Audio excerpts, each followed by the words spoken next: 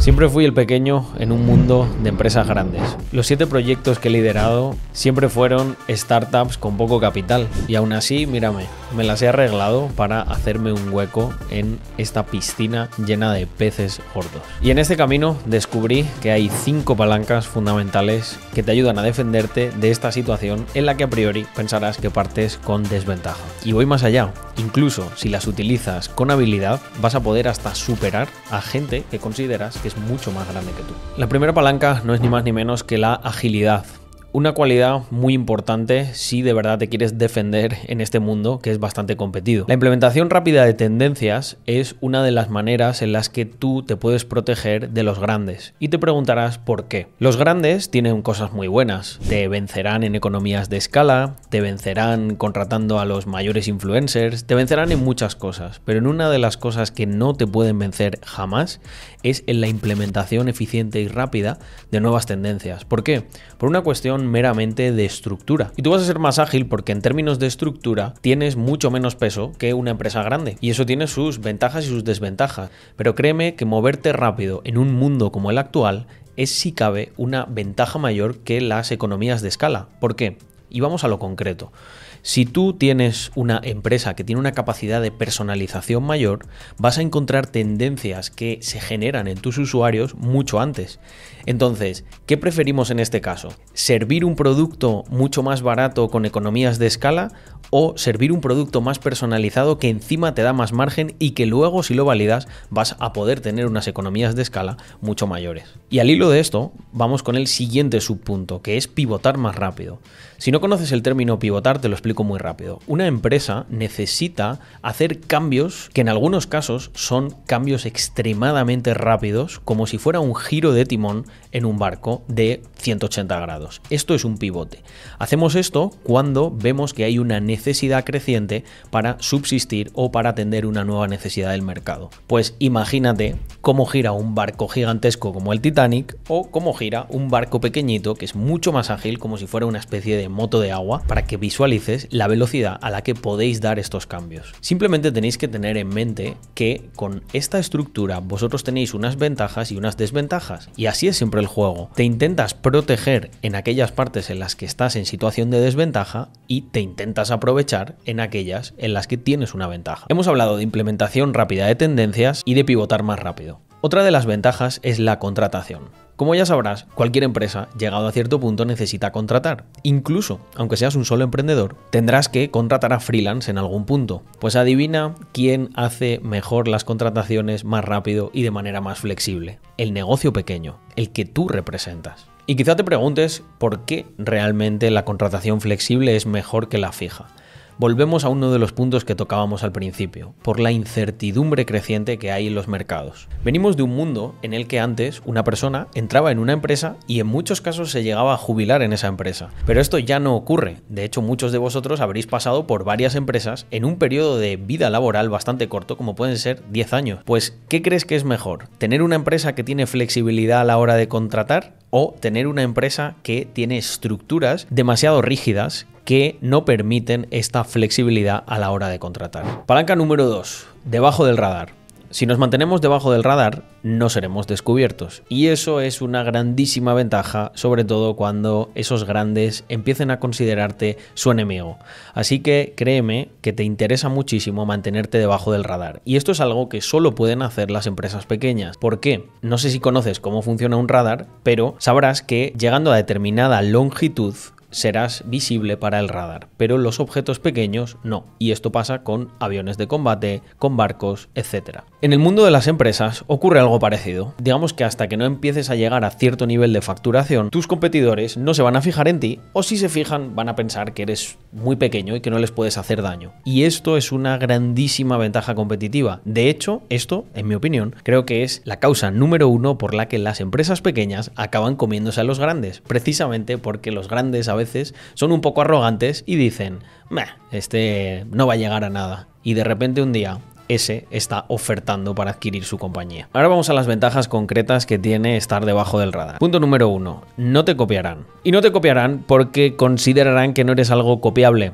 eres muy pequeño todavía y eso es tu ventaja para que cuando quieran hacerlo sea demasiado tarde porque tú te has convertido en un player grande e importante de ese mercado. El punto número 2 es que al estar debajo del radar puedes obtener mucho más feedback de tus clientes. Aquí la asociación igual no es muy directa, pero te diré que las empresas pequeñas tienen una relación más estrecha con los clientes precisamente porque los clientes perciben como más humanas a las empresas pequeñas. Esto no quiere decir que las empresas grandes no puedan tener grandes canales de comunicación, pero ¿tú empatizarías tanto dándole feedback a una empresa como Coca-Cola o dándole feedback a la empresa que montó tu amigo hace apenas un año? Seguramente empatices más con la empresa pequeña porque tú como usuario también te sientes más cerca de esa empresa por la condición material en la que vivís, que es mucho más parecida. Sin embargo, algo como Coca-Cola se interpreta como un ente sin personalidad gigantesco. Es muy difícil personalizar algo que es tan grande que no puedes ver.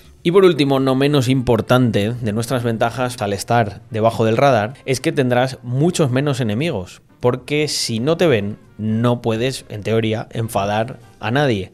Y si no enfadas a nadie, tendrás menos enemigos, lo que hará que tu camino hacia el éxito y hacia combatir a esas empresas grandes sea mucho más cómodo y mucho más llevadero. Palanca número 3. Podrás ser muchísimo más innovador. Cuando tienes una empresa grande, es verdad que tienes muchísimo presupuesto, pero déjame contarte una anécdota sobre el mundo empresarial.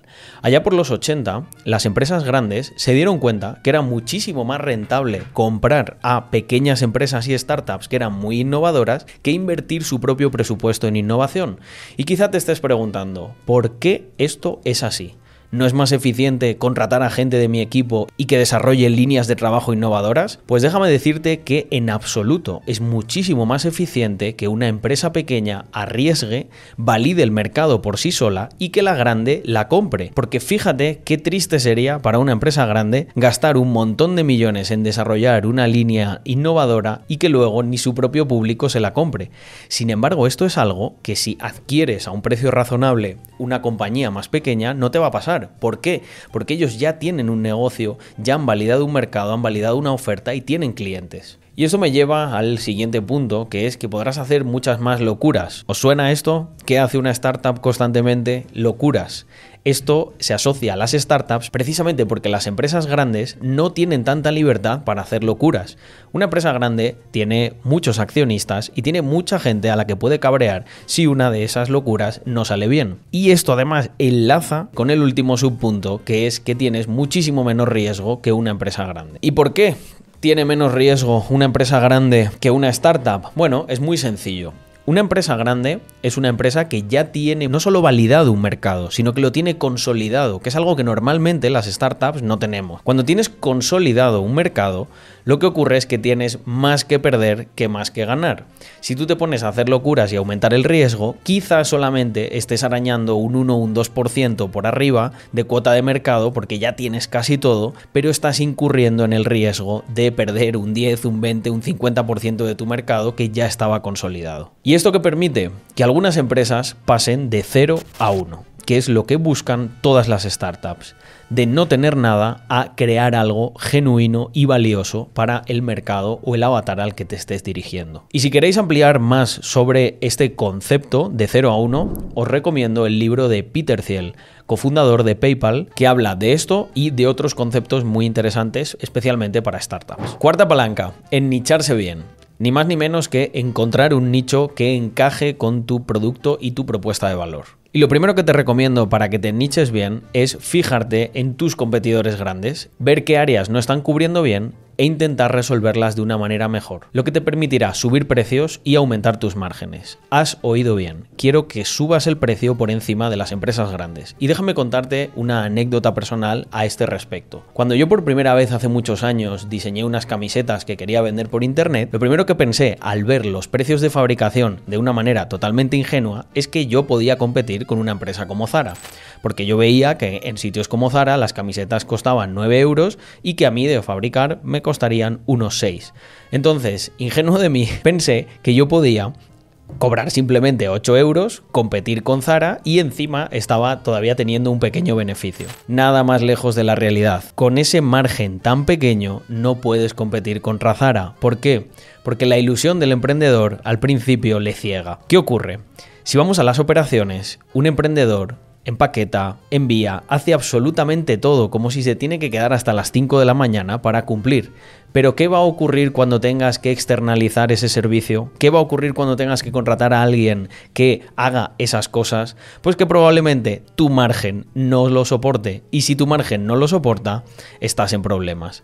Por eso, vuestra misión como empresas pequeñas tiene que ser arrancar unos márgenes mayores porque vuestra propuesta es lo suficientemente innovadora y ha identificado una debilidad de los competidores más grandes que podéis aprovechar. Y si no conseguís esto, no tenéis negocio.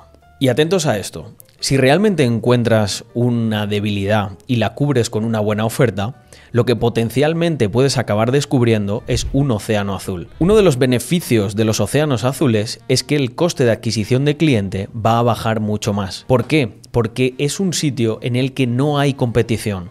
Has creado una oferta lo suficientemente escasa y has atendido a un avatar que no estaba siendo atendido, por lo tanto, llegar a él te va a costar muchísimo menos de lo que te costaría quitarle clientes a un cliente que ya está siendo atendido y un nicho que tiene productos que sirven bien a través de sus ofertas. Y la última palanca, que no recomiendo a todo el mundo, pero creo que está bien para empezar y que un servidor ha utilizado en muchísimas ocasiones, es el marketing de guerrilla o marketing marronero, un término de la casa. Cuando tienes pocos recursos, tienes que agudizar el ingenio, porque tus competidores básicamente tienen muchos más recursos que tú, dinero, y tienen a los mejores para crear las mejores estrategias, pero eso no te tiene que echar atrás. Si tú tienes creatividad, tienes un arma muchísimo más poderosa que todo el dinero del mundo en conjunto. Y esa creatividad es la que aplicaremos a nuestro marketing marronero. Te voy a poner un par de ejemplos para que puedas visualizar y puedas imaginar nuevas estrategias de marketing marronero o de guerrilla. La primera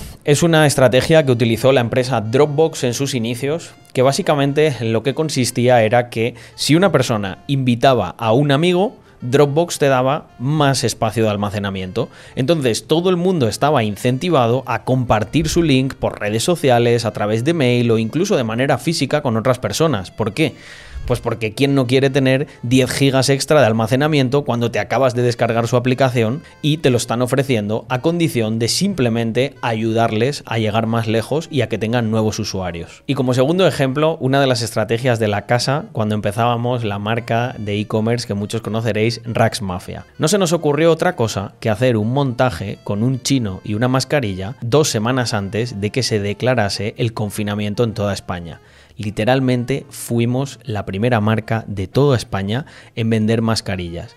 Y no las vendimos porque quisiéramos venderlas, simplemente hicimos una campaña tan viral que la gente nos las empezó a pedir. Como ves, este es un campo muy interesante y en el que el único límite es vuestra creatividad. Así que por ello voy a daros una recomendación de un libro que a mí me ayudó a generar muchas de estas ideas de marketing de guerrilla o marronero. Y es nada más y nada menos que el libro Growth Hacker Marketing de Ryan Holiday. Y como siempre, muchísimas gracias por haber llegado hasta el final de este vídeo y te animo a que si quieres seguir aprendiendo de estrategias de una manera totalmente gratuita, te suscribas a mi nueva newsletter donde comparto consejos sobre emprendimiento, plantillas y un montón de cosas más.